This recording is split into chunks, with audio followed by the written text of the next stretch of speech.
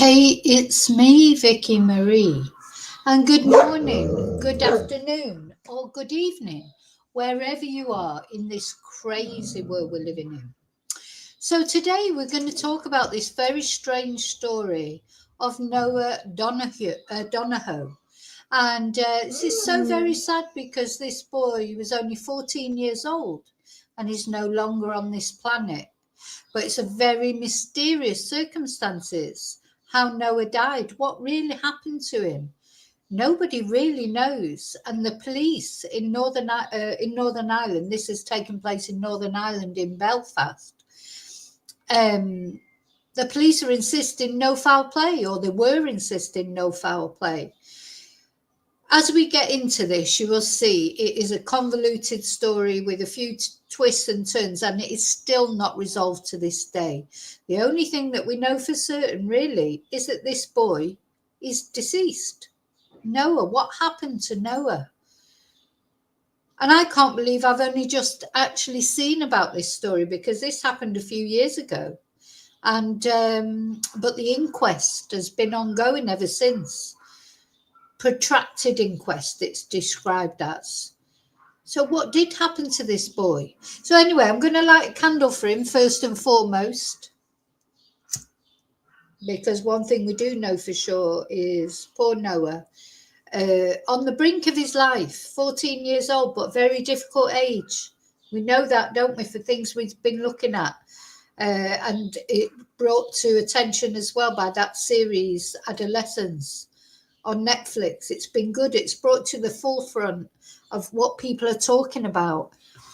I think adolescence, teenage years are so difficult, and they seem especially difficult for boys for some reason, but maybe not. Maybe it just depends on the personality, doesn't it? Maybe some boys do sail through adolescence with no problems. And of course, a lot of girls have problems in adolescence. So we shouldn't restrict it to it's only boys have problems, but it does feel almost like boys have more problems, just for various reasons. I mean, girls do tend to talk to their friends, at least. Boys, they don't sort of share emotional issues in the same way. Now, what happened to this boy?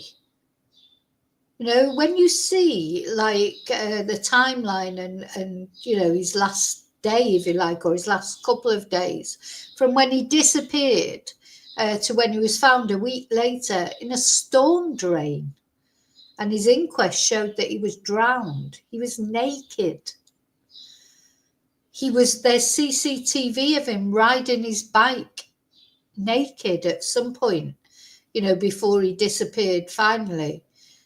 Why was he doing that?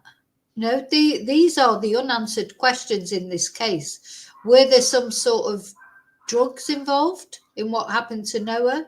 I mean, he may be 14, but you know what? Kids of 14 take drugs. That's a fact. And, if you think your son or any of your relatives, they would never do it, think again. You just don't know. Because by the time children get to 14, their peer groups are more important than their parents normally. And even whatever good message you've tried to show your children, sometimes it just doesn't cut through when it comes to their 14 years old. They've got problems of angst and puberty, etc.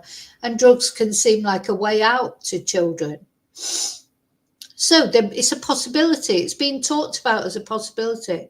There's definitely something very strange about Noah's death. And is it something that he brought on himself? In other words, he did it to himself. Or is this something that somebody else has done to him? Why was he riding his bike naked along the road before he got found in this storm drain? What happened to all his belongings? Why was his rucksack found in the possession of somebody else? It's a real mystery, and for his mum it must be an absolute torture. What happened to him? How did he just disappear? Say he was going out one day and then disappear, and then a week later found dead, drowned apparently, nude in a storm drain. How does his mother reconcile herself with that? And then in the meantime, the police are saying, nothing to see here, no suspicious circumstances. So this is what we're going to talk about today, the case of Noah. And I just hope some resolute, Noah can't be brought back. At least his body's been recovered, he's been laid to rest. But we need to know, or certainly his mum, his family. I don't know about his dad, whether his dad's in the picture or not. Maybe it'll come out in the investigations we're going to do now. This is quite a new case to me. I've only just heard about it yesterday. So I've been doing some research, but I haven't researched it as much as I would normally do about cases, that I've spent a lot of time and attention on. So a lot of the things that we'll be looking at today are things that are new for me as well. So, yeah, it's going to be, is there foul play involved in the disappearance of Noah? Or did he do it to himself? Or was he on some sort of, was it drug induced? Also, there's been speculation by the police because he did fall off his bike. He was seen at one point falling off his bike. Somebody tried to help him and he refused to help and rode off. Did he bang his head? Was he disorientated? Yeah, these are all the questions that need answering. Okay, let me put my banner on. I want to say thank you, first of all. Thank you for caring about Noah. Thank you for caring about all the cases that I cover on this channel. Thank you for subscribing. Thank you for liking. Thank you for watching. Please consider subscribing. If you're not already subscribed, it's completely free. Don't forget to leave your DNA on the like button. These are two very free ways you can help out this channel. And also, if you press notifications, you'll get updates on this case or any of the other cases that we're following. Also, thank you so much to my members. We had a good members live last night again. Thank you so much for supporting my channel in that way. Thank you to people who send me super stickers, PayPal me, buy me Ko-fi.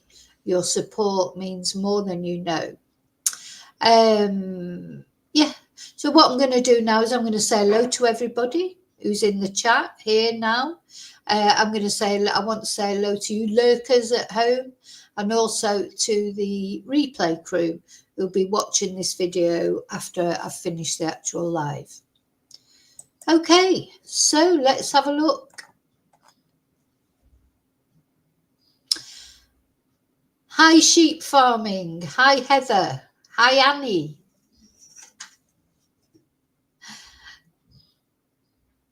We're just, I know, Annie, I honestly, I feel for you because I've been through it. Still not out of it 100%.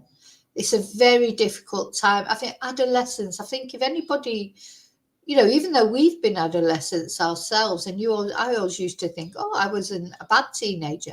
But now, of course, I look back at things. I wasn't a bad, I didn't get into terrible trouble, but I was completely disregarding of my parents' feelings. I think that's the worst thing that I remember. It was just like, I think teenagers, just by the nature of puberty, etc., they're so self-absorbed, and it's just the way it is. It's not mean they're bad or any, that there's something about adolescence and all the hormones and the brain forming and, this has gone back to Plato's time. I remember I've read The Republic by Plato, and he complains about the teenagers in that. This is not a new thing. This has always been the same. Teenagers rebel against their parents. They go through these bad phases. They get involved in things they shouldn't get involved in.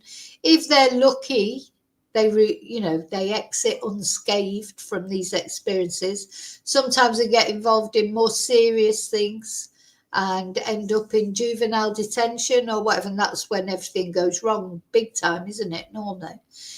Or maybe they get rehabilitated, But anyway, they go through a difficult phase. So if you're lucky, you don't actually get any problems that, as far as the police are concerned. But, you know, you're going to have problems. You're not going to have no problems. I don't believe that anybody's teenagers go through their teenage years, young adult stage, without causing their parents problems. You know, you know, you might as well say, I don't know, the sky's not blue or something. I mean, it's just the way it is, isn't it? So yeah, I do feel for you, Annie, because you've got to come. I think I've, you know, I've been there.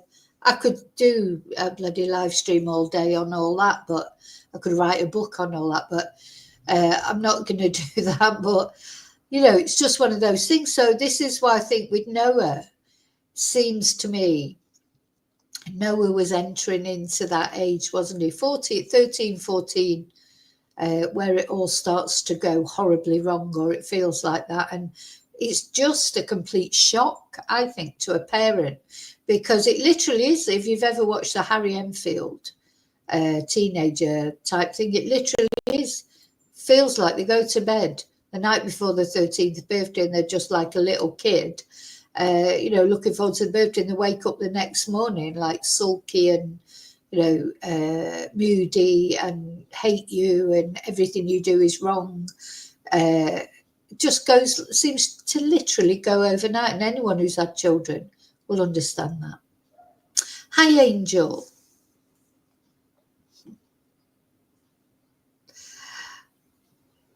I won't be post-pat. A loyalist drug gang? Well, possibly. Possibly. I mean, was he doing the, what's the word? Was he doing the country lines, county lines or whatever? Now, the thing is, hi, David. I have not seen, honestly, literally saw this case yesterday, which surprised me because, no, I take an interest in true crime. I know it's in Belfast. Maybe it's because I've been following the case of John George, and maybe so things now are coming up more from Belfast as well.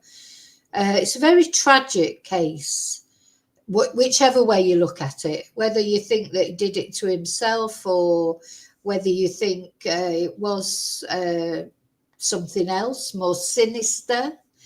Whichever way you look at it, this is a boy, a 14-year-old boy with his whole life in front of him, a family wondering what's happened to him.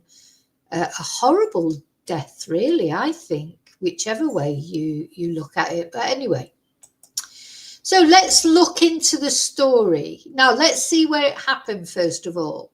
So I want to show, I've got a Google map. Let me just put a couple of windows down already, because I've got more windows open than I need to.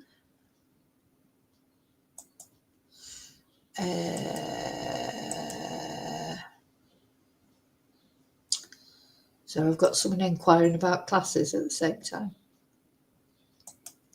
Let's get this Google Maps up. So, never having been to Belfast, I'm not familiar with the geography of Belfast, but you can see from this map,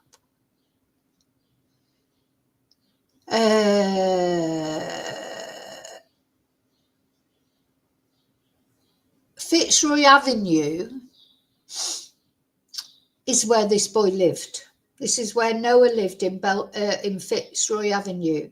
And he was found eventually after a week of being missing. Now it says 40 minutes in a car, 3.1 miles. This is where he was found. In a storm drain, which seemed to be on the Northwood Road. The corner, there was another road that it attaches to as well, which I can't see now. Let's see, Northwood Road goes up here. Anyway, somewhere around here. I mean, this isn't given the exact location. We are going to look at the exact location. But you can see he was found quite away from where he lived. you know, but he was on his bicycle. Did he cycle all that way? I suppose if it's only 14 minutes in a car, it's not that far, really, is it? What happened to him in between? What happened to him in between? Who did he encounter? Did somebody do something to him? What was in his rucksack? Why was he nude? Why was he cycling naked? He was caught on CCTV cycling naked across the, you know, that is just strange in itself, isn't it? Very strange. You know, what 14-year-old boy? What 14-year-old boy would be cycling naked? You know, 14-year-old boys and girls, you know, we're all conscious of our bodies, but especially teenagers, aren't they? You know, imagine him. I can't. To me, the first thing I thought when I saw that was that wouldn't be voluntary. He would not be cycling voluntarily naked unless he was high on something. You know, maybe he'd taken some hallucinogenic or something. I can't see that would be a voluntary thing that any teenage boy would do, would be to cycle naked along the road in full view of everybody. You know, teenagers are totally self-conscious about their bodies, aren't they? So, you know, how did that happen? Anyway, let's have a look now at the timeline. So I found this timeline on, I mean, we're going to look at a lot of things, but I found this timeline on Reddit, of all places. But Reddit can be good for information. So this was 2 months ago, this was put up there. Now, I say, I can't believe I've never heard of this before. Why has there not been more publicity about this? Because it is, you know, it is a really strange case, whichever way you look at it. You know, a 14-year-old boy disappears and is found deceased in a storm drain, naked, and he's been caught on CCTV cycling naked along the road. How much weirder can a case get? Anyway, so the bizarre case of Noah Donohoe. Let me just have a drink because there's quite a bit of reading here. So this is what this person says on Reddit. By all accounts, 14-year-old Noah Donohoe was a normal, bright young boy living his life in Belfast, Northern Ireland. He excelled in math and science at school, and he had even received awards in the latter category. He was also musically inclined as he played the cello, and as can be expected of any teenage boy, he also enjoyed playing soccer with his friends. The principal of Noah's school even referred to him as a perfect gentleman with the heart of a lion. I think while I'm reading this, we'll put the picture of Noah up because, oh, we've got it up in the corner there. That's okay then.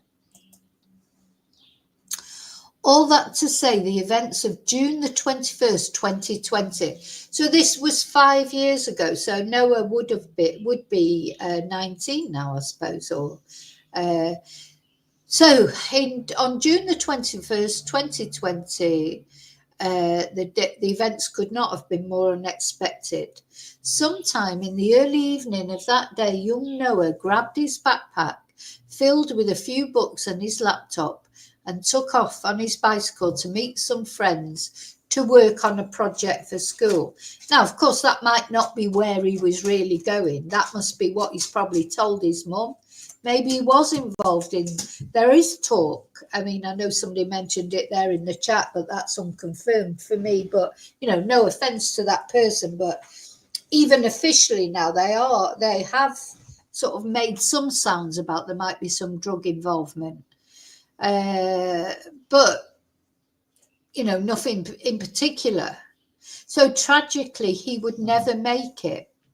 Thankfully, there is a fair amount of CCTV footage that can at least give us some insights into what happened to him on that journey. So at 5:45, so it's quite late, isn't it, really? What day was it? I wonder. Was it a school day? Because if it was a school day, that's sort of quite late, isn't it? Mind you, it was summer, I suppose. So at 5:45, Noah leaves his home with his backpack and on his bike to meet his friends at Cave Hill Country Park, only a couple of miles from his school. Here he plans to work with his friends on the aforementioned school project. 5:50, he's riding down Royal Avenue, a street running through the busy downtown of Belfast. By the time he gets to the end of Royal Avenue, he is without his backpack. So, what happened to his backpack? He's not naked yet, though. But he's without his backpack. Where is his backpack? Apparently, the backpack was found. Another boy had it, I believe. It may say it here. So he is without his backpack by the time he gets to the end of Royal Avenue. No witnesses ever came forward claiming to see when Noah was separated from his backpack, and no CCTV footage of this event has been found either. So let me just have a little look. So is it, well, thing is, if it's drug involvement or gangs or whatever, people aren't going to come forward, are they? You know, they'll be scared to come forward. So, you know, something happened to his backpack. You know, at some point, it was taken off him, or he lost it, he dropped it. What happened to it? So Royal Avenue is a street in the heart of Belfast city centre, Northern Ireland.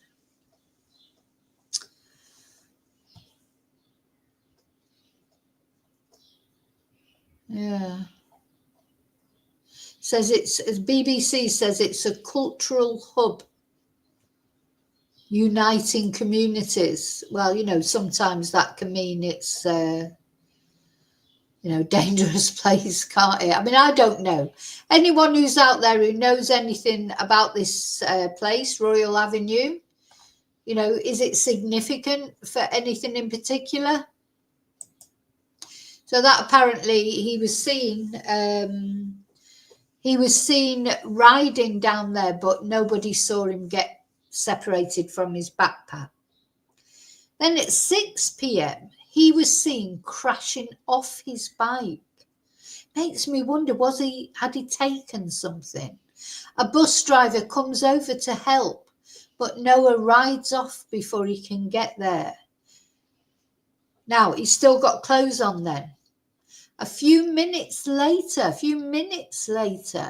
Noah is seen about 3 miles from his destination on Northwood Road, which is an area he was unfamiliar with. However, he now is without his helmet or clothing. So now not only got separated from his backpack, now he hasn't got his helmet on or any clothes. What happened? In that couple of minutes from when he fell off his bike, his underwear, his t-shirt and shorts have never been recovered.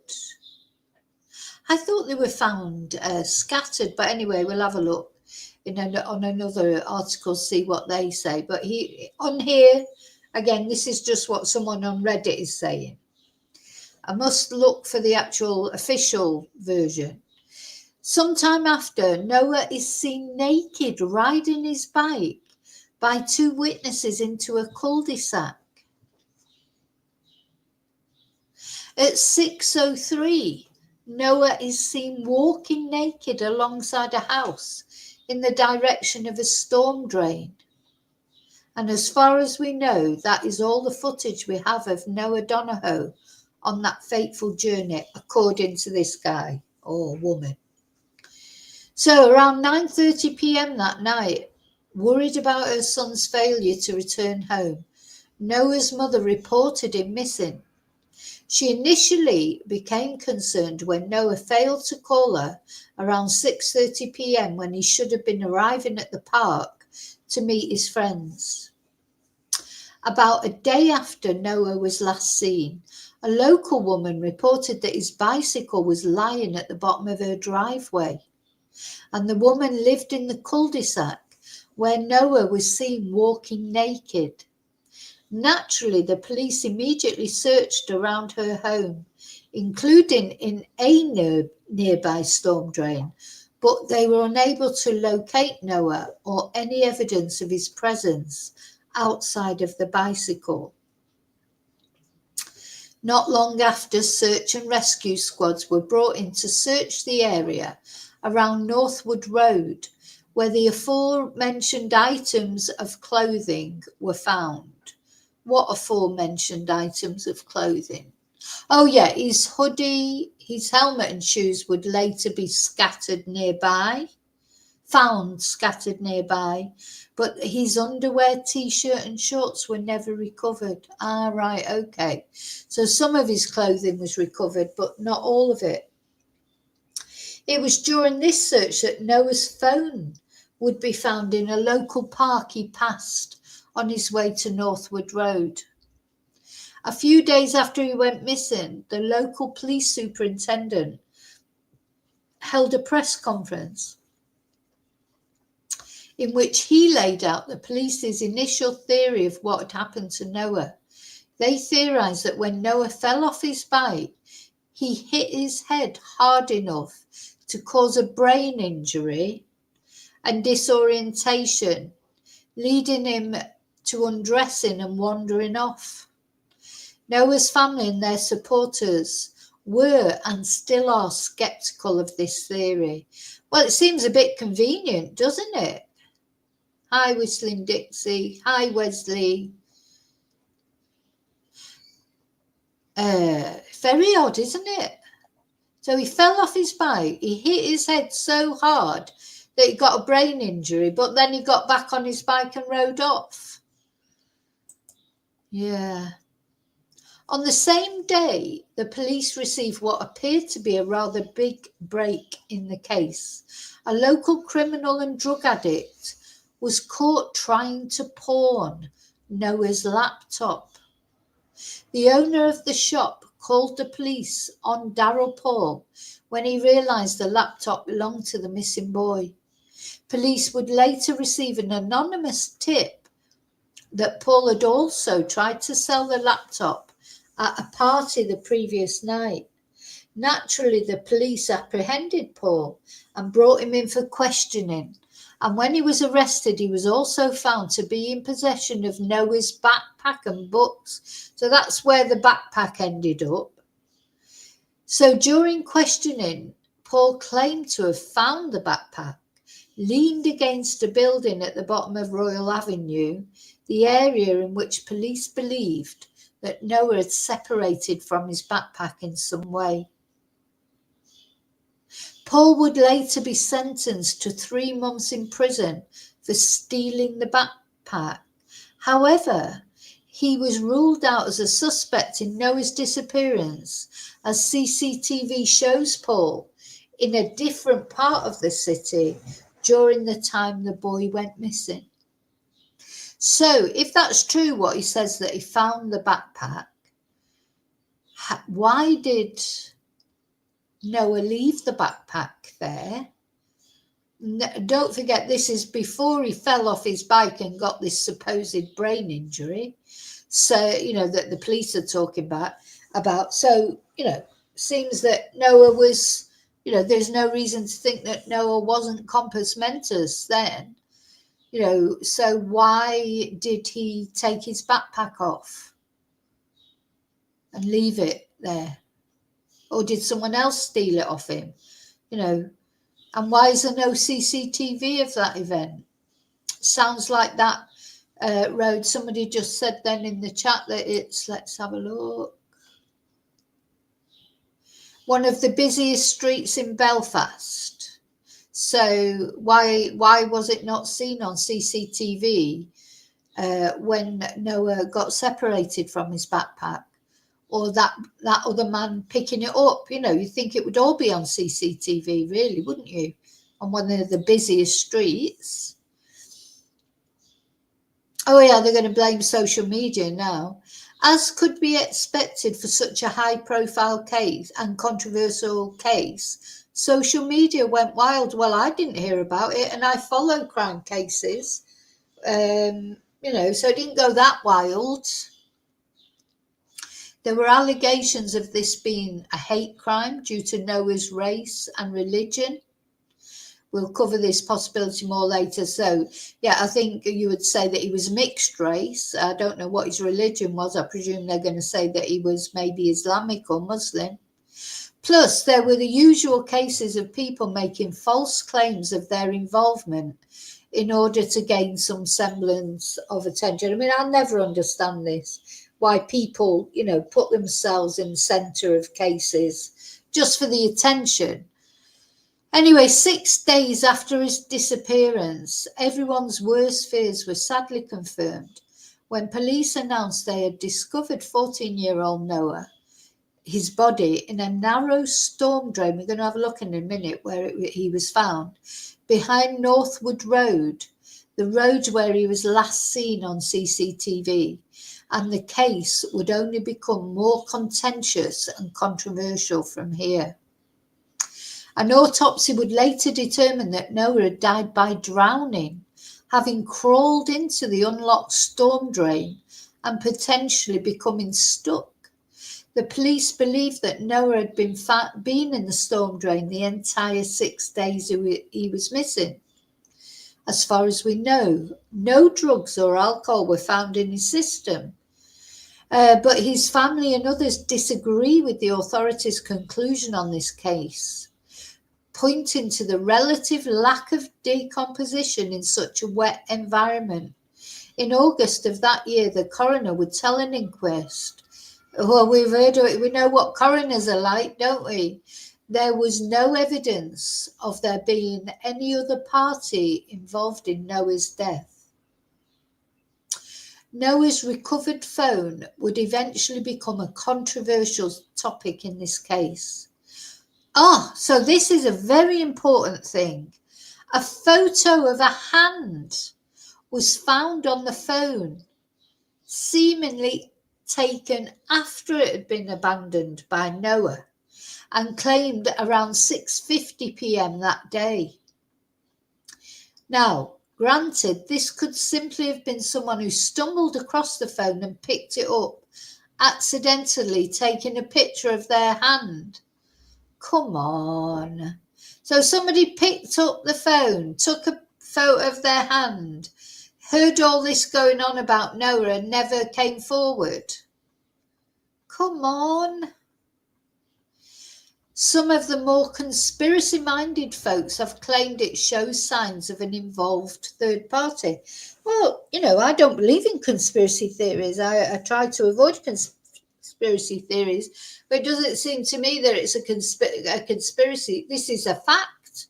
His phone was found with the photo of a hand on it. That's somebody's hand. How is that a conspiracy theory? To think that somebody else might have been involved when it's got a photo of a hand on it.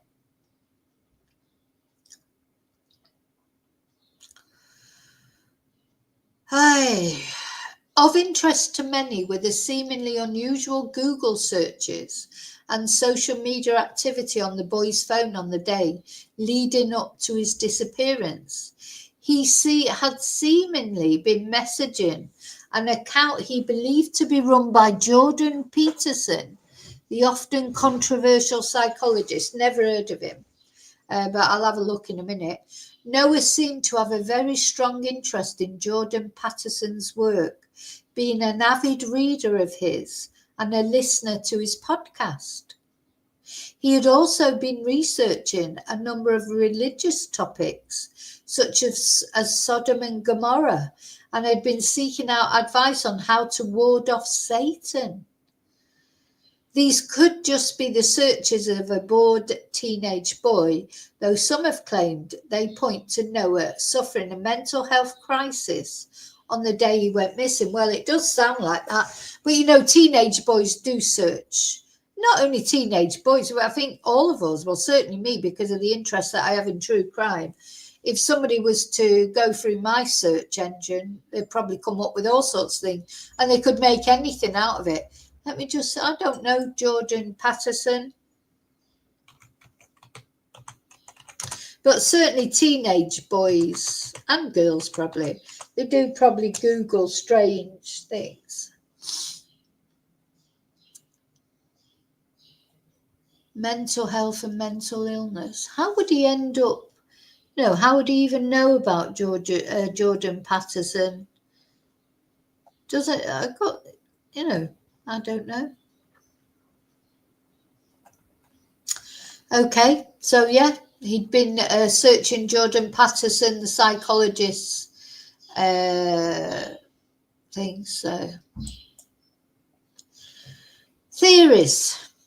There are certainly no shortage of theories in this case, from rumours of needle-wielding homeless drug addicts to an unsubstantiated jailhouse confession by a loyalist paramilitary group. However, we will stick to some of the mainstream theories.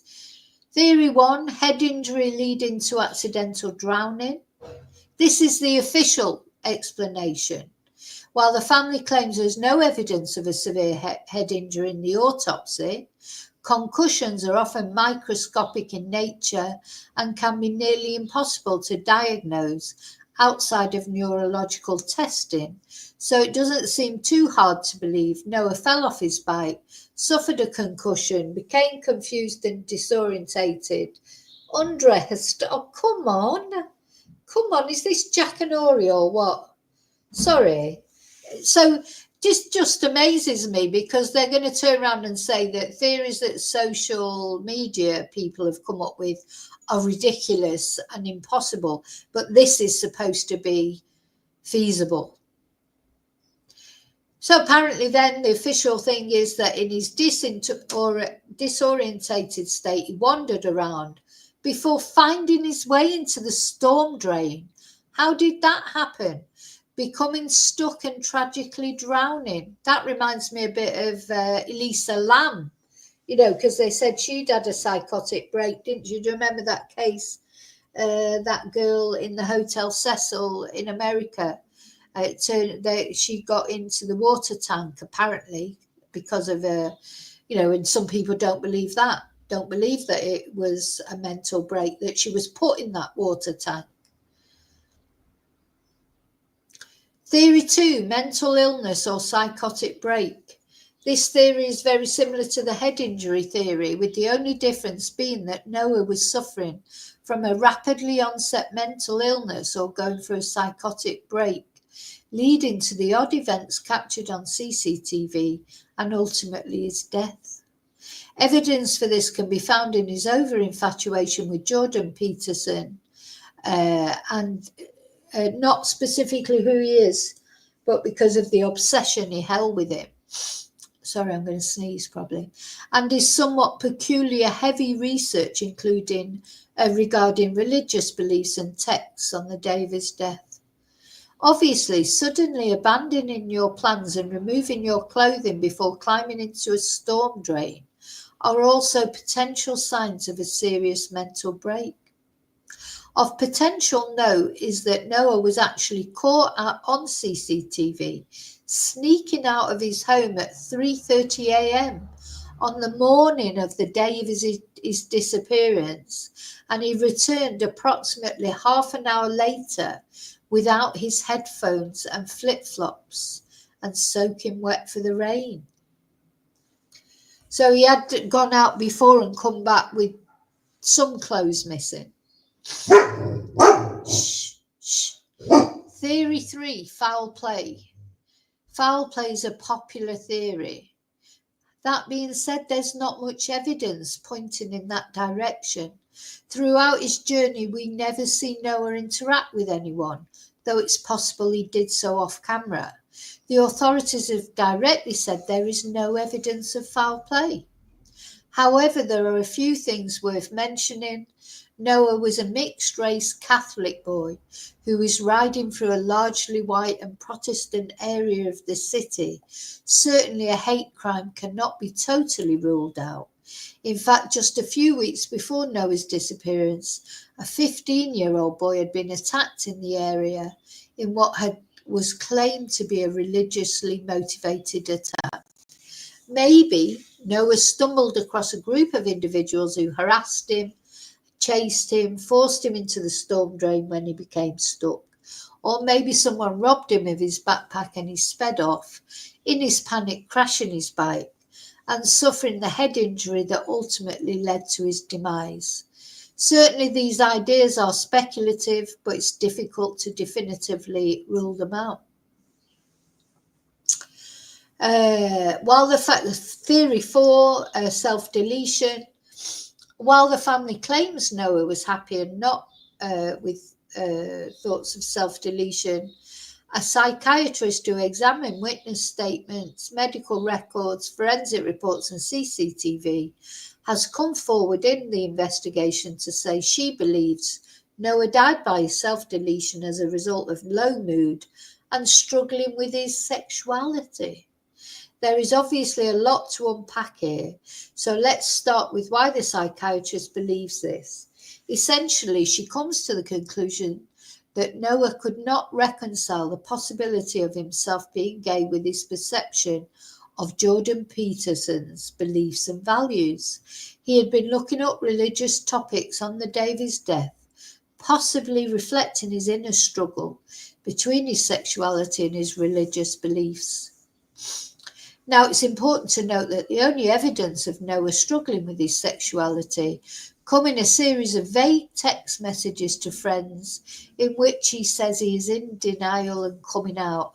His family, friends and teachers all seem to have seen no signs of him struggling with his sexuality, not to mention why climb into a storm drain to drown yourself if you're going to kill yourself. Certainly it's understood that those who are suicidal often do things we don't understand, but personally this feels like a stretch.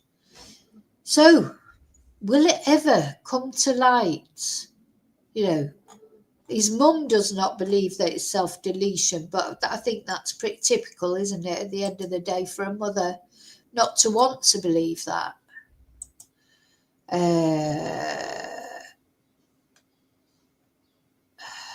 So Whistling Dix is saying, there's a connection between Paul and Noah. Paul's girlfriend lived in flats beside Noah's house. Who's Paul, though? Don't know who Paul is. Anyway, let's have a look at what we're going to look at next. I've got all these windows open. I think these are, I'm going to show you the last photos of Noah. So on that picture that's up there in the top right hand corner he is obviously quite still young there. There are some more up-to-date photos of him. Let's have a look. So you can see, you know, on that, as I say, that picture up in the top left is a little bit younger. This is the last, it looks very serious on this photo. Let's see if we can just make sure I'm sharing. Yeah, this photo here of him with his friend, he looks very serious there, actually, doesn't he? Bless him. Paul's the one that had his laptop in his backpack. Yeah, of course. Okay. Yeah, so it looks very serious on that last photo of him with his friend. I've got his friend tweeted something. I've got it somewhere. Let's get somewhere.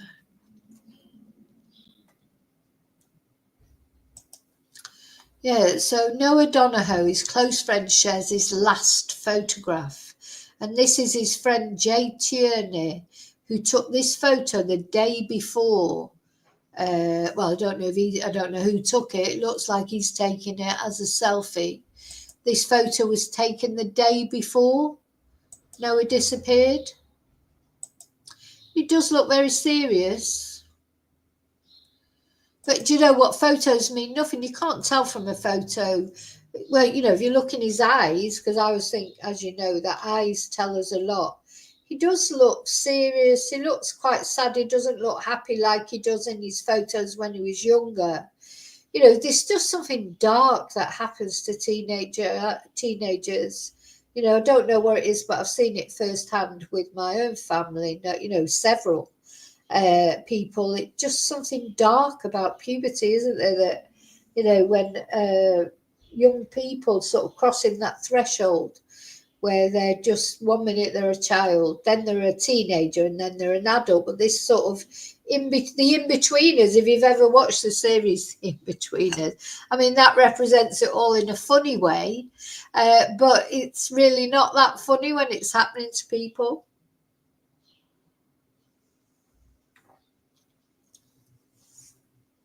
So his friend Jay, you know, gave a tribute for him as well in his tweet that he made. So I don't know how old Jay was, if he was the same age, but he'd be 19 now. Thing is, things change over years, and it may be that some people know the truth about Noah that didn't want to say at the time, and as time goes on, you know, more truth might come out. It may come out. Right, I want to look at now where he was. Let's look at this. So this article talks about the CCTV. I know it's the Sunday World. A lot of people don't like this newspaper, but there's no reason to think that it's not true what they're saying. CCTV captured Noah. Ooh, hang on, it's jigging around. CCTV captured Noah Donohoe sneaking out of the house at 3:30 a.m. on that same day of his disappearance. So the shocking secret footage, captured just 14 hours before his disappearance, was only revealed to lawyers working for his mum, Fiona Donohoe, more than 2 years after her son's tragic disappearance. You know, it just shows you the police, they don't share information with the family, do they? Anyway, let's see what she's got to say.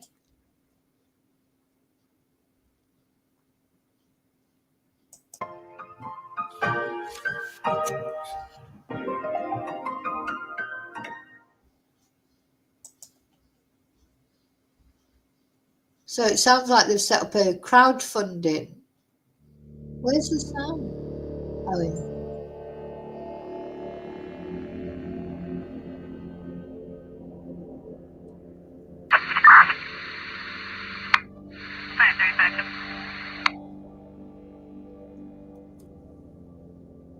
So there he is, cycling on his bike, but I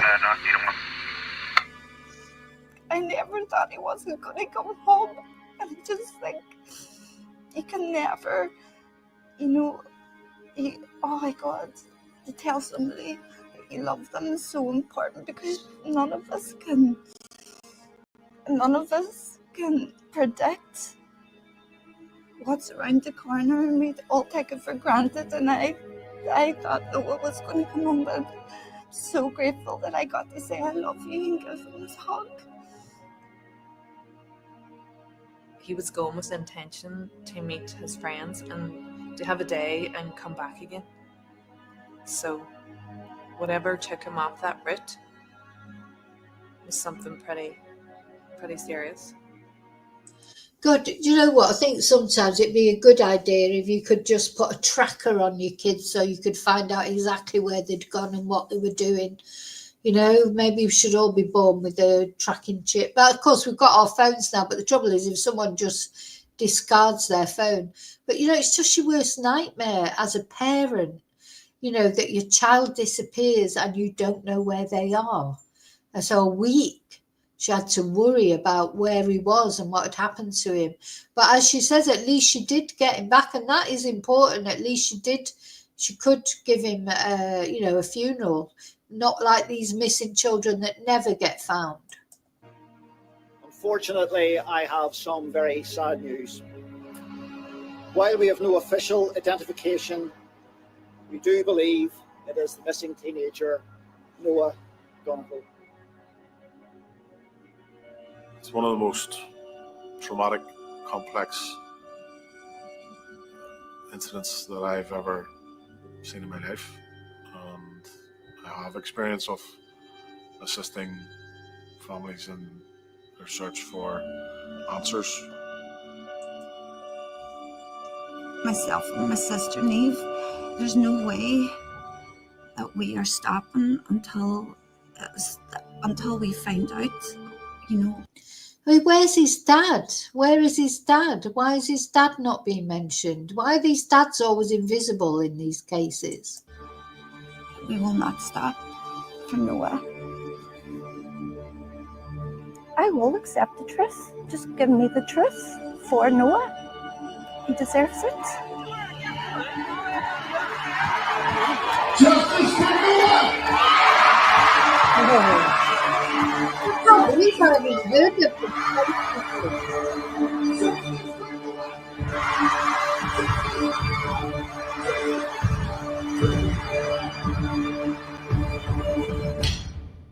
So this case hasn't cut through. You know, it's not cut through beyond Ireland,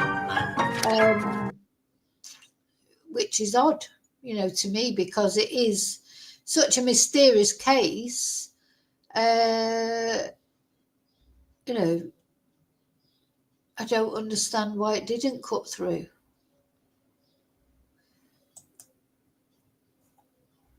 I really just don't understand. Right, I'm trying to get off this now and get back up. I've got to stop sharing and go back on. Yeah, why did it not cut through? A case like that, as mysterious as that, about a young boy. Just doesn't make sense to me, to be honest. But right. Can't get back on that now.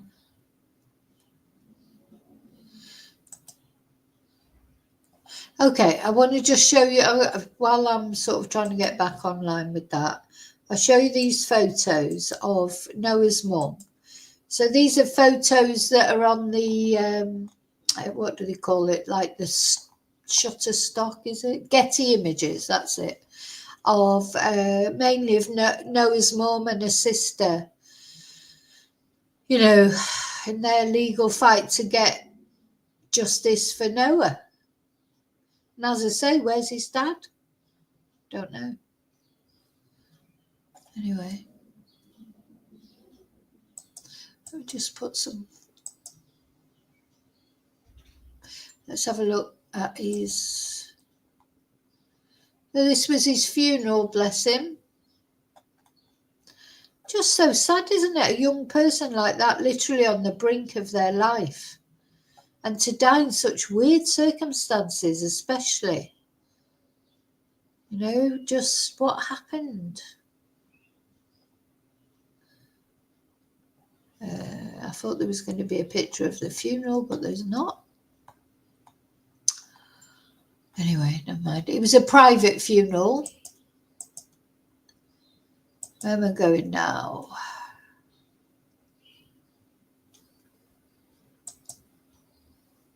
So we've got CCTV. I've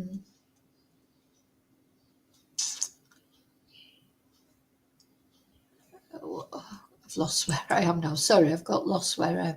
We've got CCTV of him leaving the house the night before he disappeared in the early hours of the morning, and coming back with no flip-flops or earphones. So what happened there?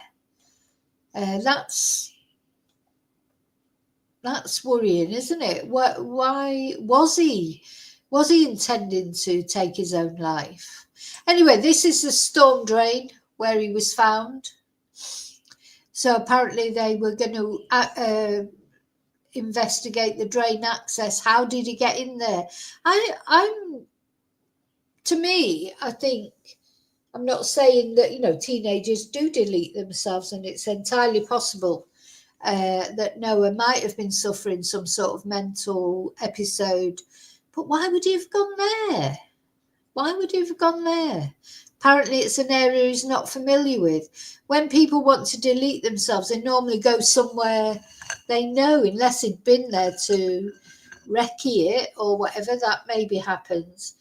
Why that particular place? And whose hand was it on the phone? So it says that so this coroner, the inquest is still going on. It's not resolved yet. It's been going on all this time, off and on. So police have launched an investigation into how access was gained to a storm drain where the body of Belfast teenager Noah Donohoe was discovered last summer.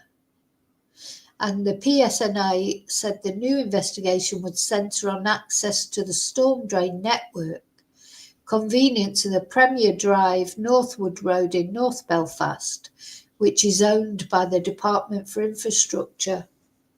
Just seems like a funny place to go to do it, unless he went there to hide and he got stuck. Was he hiding from people, maybe? Or did somebody put him there? These are the questions, aren't they?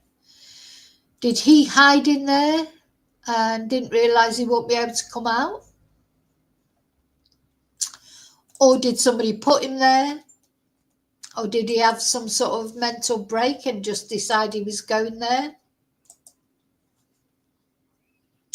It's a very, very mysterious case, this. And I, just instinct, I would say there's more to it. Why would he have gone there? Why would he have been cycling with no clothes on?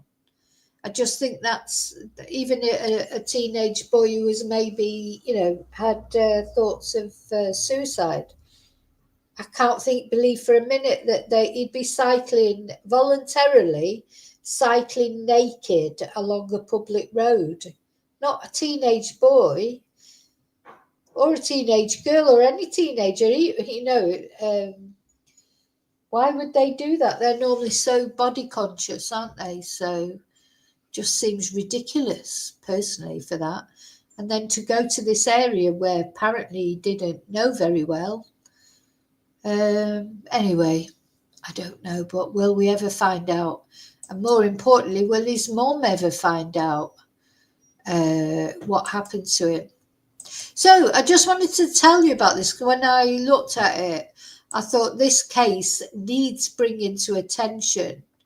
Oh, right. So let's have a look at this. So apparently during the inquest in 2024, the court was told about the hand photo on Noah Donohoe's phone. A photo of a hand may have been taken on Noah Donohoe's mobile phone hours after he went missing, the court has heard. So the 14-year-old was found dead in a storm drain in 2020, 6 days after he went missing. And Brenda Campbell KC, who is representing Noah's mother Fiona, told an inquest that during an examination of material from Noah's phone, an expert had found an image of what appears to be a palm or a portion of a hand, and she described it as a type of photograph that might inadvertently be taken by a telephone that has been picked up or held in a hand. It wasn't Noah's hand.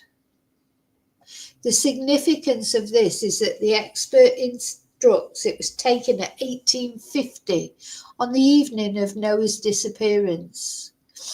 And Miss Campbell said they've asked their expert to double check the time, but if it was taken at 1850, that raises the prospect that Noah's phone was in someone's hand at that time. Based on what we know of Noah's movements and his disappearance about 40 minutes previously in the area of Northwood Crescent, a strong inference would be that it wasn't Noah's hand. And the barrister said she wanted to raise questions about with the police around the photograph. She said, did they know about it? And for how long have they known about it? And what was done about it? Who was in possession of Noah's phone at that time and that date? And if the answer is no, they didn't know about it, then why not?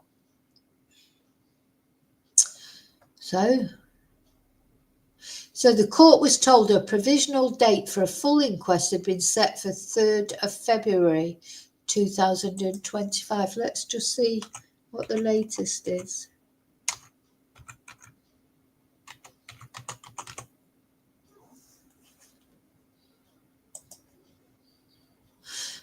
Oh, so apparently they're going to be using, artificial intelligence. Right, I need to do a follow-up about this because I've got to finish in a moment because I've got something else I want to talk about before we finish completely. But apparently in August last year, a senior coroner recused himself from the inquest. In other words, took himself off the inquest. Why was that? Yeah.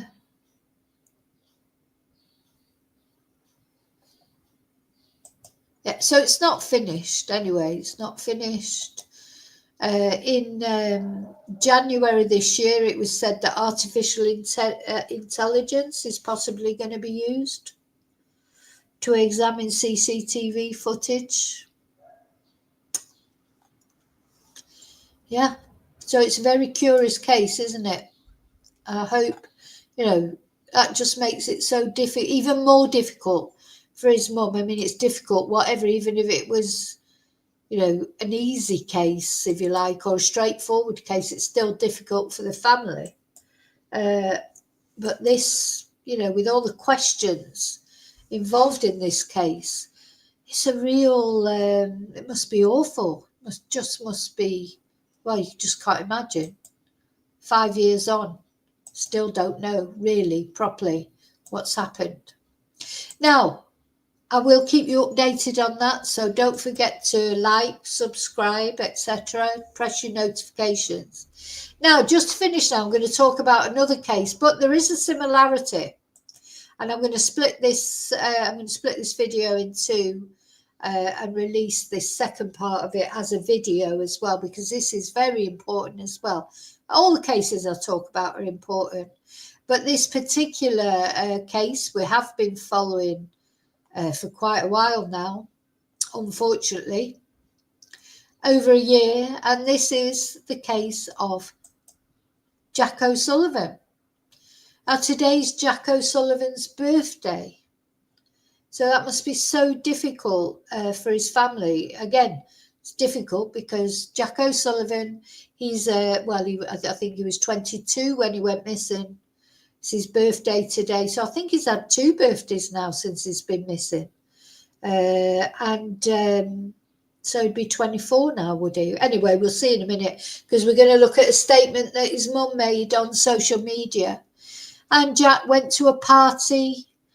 I periodically do, I can't really call them updates because there are no updates as far as we know about, but periodically remind people about this case. This happened in Bristol, in the UK, and Jack went to a party in the Hotwells area of Bristol, which I'm going to get up, I think, on, sorry, I'm just putting down some. Hotwells, Bristol. That's where it took place, or where he disappeared. Now, there's been a few young men disappeared and gone missing in this area. The others have been found. That's another video I'd like to make soon, like comparing all the cases, because Jack was a student at Bristol University. And so was one of the other people, young men that went missing. But anyway, that's for another video. Today, in this video, I just really want to concentrate on Jack's case, with it being his birthday. Just another review. We'll carry on talking about Jack's case, because you just never know who might be watching one day and know something that other people didn't know. But this is the Hotwells area in Bristol. Now, as you can see, there's a lot of water around here. This is a problem, isn't it? Because and the police think Jack went into the water. The police quite often are right when they think things like that have happened. Young men drunk coming out of a party, was looking for a taxi, wandering around the town centre. Was spotted on CCTV at various points. But there's a lot of water around. So they may be right. The police may be right. They often are right about people being in water. But unfortunately now, because it's been so long, I mean, we're talking well over a year, really, or, you know, of Jack O'Sullivan going missing. And no sign, nothing's been found, none of his possessions, nothing, nada, zilch, you know. So his poor family are just left in limbo, really. And you'll see in a minute, you know, and we know from my channel, people's actually messaging them and saying, no, you've got to just move on. You know, as if you've just lost your handbag or something, not your son. Like, would you ever move on? You will never move on. Jack could be missing for 30 years. As long as Catherine, his mum, and the rest of his family have got breath in their body, they will carry on trying to find Jack. Even if in their head maybe they think, oh, he's long gone from this world, but they still want to bring him home. They still want to, you know, give him a send off. They don't want to think of him lying around somewhere, wherever he is. And of course, what they really want to think is he is still breathing air on this planet. And, you know, until is proven to them and shown to them specifically that he isn't, they will hold out hope, and they should. Of course they should. Just makes me angry how would anyone say, oh, move on, when they don't even know how it feels? How dare they? How dare they tell this family to move on? Makes me absolutely incandescent angry. Anyway, let's have a look at what Jack's mum has put on the social media.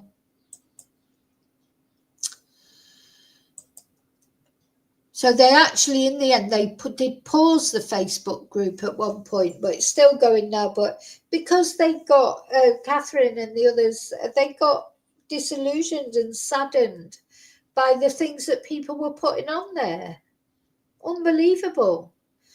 Anyway, so earlier today, Catherine, his mum, put on this post. Today is Jack's 24th birthday. Time continues to move forward, and we still have no idea where Jack is or what has happened to him.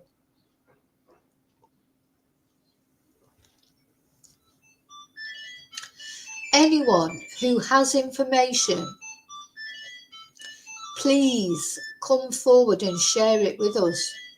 We still believe that someone knows something. All information can be sent to findjack23@gmail.com. So she then goes on to say, and this is literally what I cannot believe, despite being sent messages that we should face the reality that we might not see Jack again, we are not prepared to give up on our son and our brother. What family would? Exactly. So I would say to those people, if it was your son, your nephew, your mum, your dad, whoever, your dog even, you wouldn't give up, would you? Why do you think that Catherine should give up? Someone you know, as I say, it's not just a handbag she's lost. No, it's unbelievable. You know, it's just so unbelievable that anyone would say that to someone who was grieving a missing child. Well, I know he's not a child, but he is her child. The pain we are living is unbearable, but we must keep going. Yes, I agree completely. We are not giving up on Jack. And we ask you to do the same. Thank you so much. So yeah, we won't be giving up on Jack. Periodically, I will be bringing up his case, you know, on a regular basis. Just keep talking about it. There's not much else we can do, though I do believe if you contact them at findjack23, I don't know if they're still at gmail.com.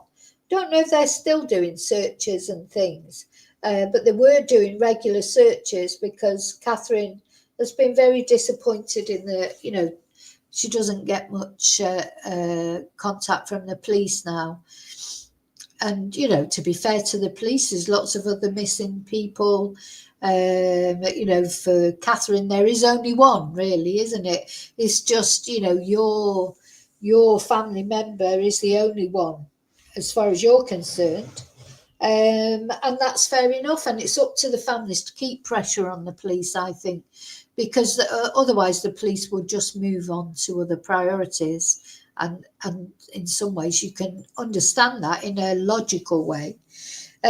So yeah, I think it's good that Catherine and us, the public, people that are supporting her, you know, keep pressure on, even if it's just in the sense of sharing posts, keeping his face out there, keeping his name alive always, and maybe one day, because things change. So if somebody does know something about what happened to Jack, you know, over a year ago, and maybe they didn't want to come forward then, but things might have changed now. For whatever reason, things might be different now, and they might be more prepared to come forward now to help put this family out of their misery and let them know, you know, what has happened to him. You know, Jack wasn't, you know, someone who disappeared on a regular basis. He literally went to a party with his friends. He was quite, you know, a sort of, what would you call him? You know, he wasn't, he didn't have a high risk lifestyle, you know, that people will say, oh, well, that, you know, he was always running it off with his druggy friends, or he was always doing this, or he was always doing that. No, he wasn't. He was on his way home that night.